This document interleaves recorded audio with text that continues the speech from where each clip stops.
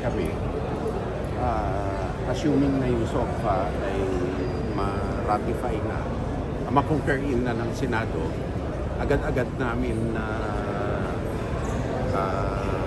ilalatag ang access at saka yung agreements, yung activities rather. At interesado din sila sa disaster risk reduction. At saka meron din akong ipinakita na concept note sa kanila, which I will reveal sa speech ko sa Sunday ba? Sunday, yes. Actually, it's a work of J. Batumbakal, Professor Batumbakal, which I asked him to do.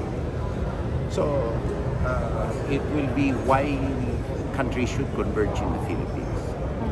It is the basis for convergence and it's a work in progress para may uniqueness ang engagement sa Pilipinas on an international basis. Beyond the US engagements? No. Kasi hindi ba converging na tayo sa the Philippines Even na kung merong hindi pagkakaintindihan ang Europa, ang Amerika, lahat walang away sa Pilipinas, kailangan mag-converge. So pinahanapan ko kay Professor Batumbakal, what value should we be articulating? At yun, ibinigay niya sa akin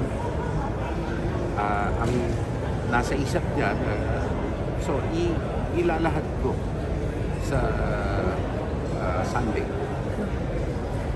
Sir, meron ba tayong expectations or what we want to hear galing kay Secretary Hexes naman, sir, tomorrow yung keynote? Sa akin, basically, yung narinig ko na naman sa kanya yung tuloy-tuloy ang ating convergence dito sa area na to.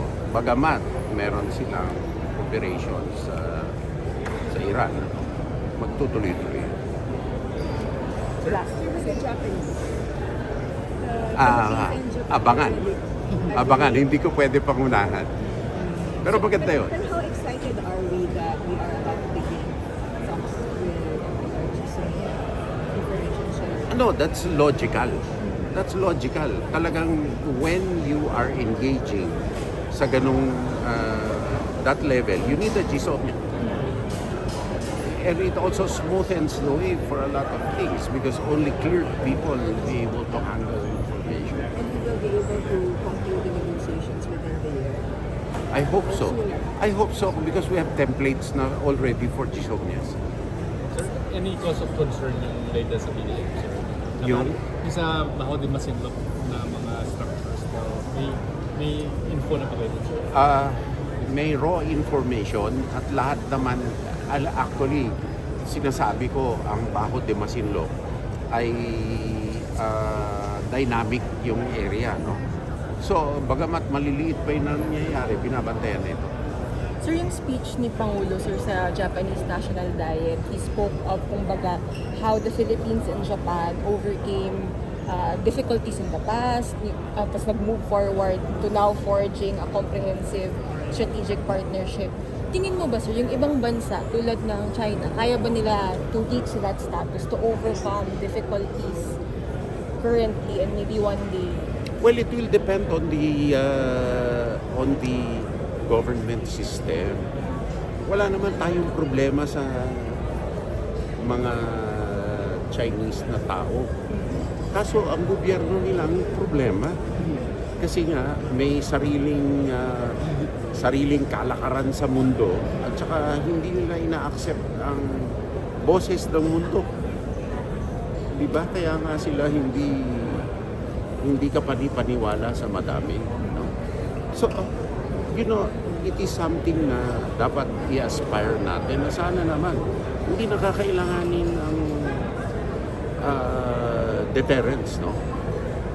Or hindi ko naman masabi na hindi kakailanganin dahil hindi mo nga sigurado kung kailan mo kakailanganin kaya hindi dapat pabayaan.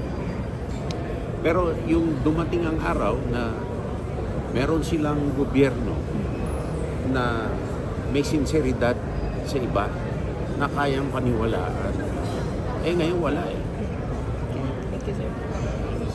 Okay, that's it. Salamat, Thank sir. you.